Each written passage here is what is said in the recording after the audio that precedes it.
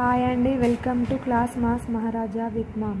Today recipe వచ్చేసి బోడ కాకరకాయ and ఆకాకరకాయ అంటారంట. స్టవ్ మీద ప్యాన్ని పెట్టుకొని 1.5 టేబుల్ స్పూన్స్ ఆయిల్ వేసి ఆవాలు, జీలకర్ర, ఆనియన్స్ వేసి తర్వాత వెల్లుల్లి పచ్చివాసన పోయేదాకా కరివేపాకు కూడా వేసుకొని ఫ్రై చేయాలండి. తర్వాత పసుపు వేసుకొని ఫ్రై చేసి తర్వాత బోడ కాకరకాయలు కూడా వేసుకొని ఫ్రై చేయాలండి. తర్వాత 1 మినిట్ తర్వాత మనకు టేస్ట్కి తగ్గట్టు సాల్ట్ వేసుకోవాలండి.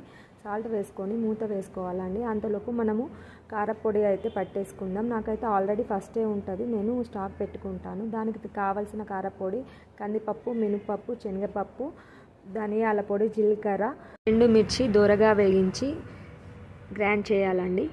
మనం చేసుకున్న కారమును గరం మసాలా వేసి 1 నిమిషం పాటు కలుపుకోవాలండి. కలుపుకున్న తర్వాత లాస్ట్లో కొత్తిమీర యాడ్ చేసుకొని మళ్ళీ కలుపుకొని చేసుకుంటే మనకు బోడ కాకరకాయ ఫ్రై రెడీ అండి. Please subscribe our channel.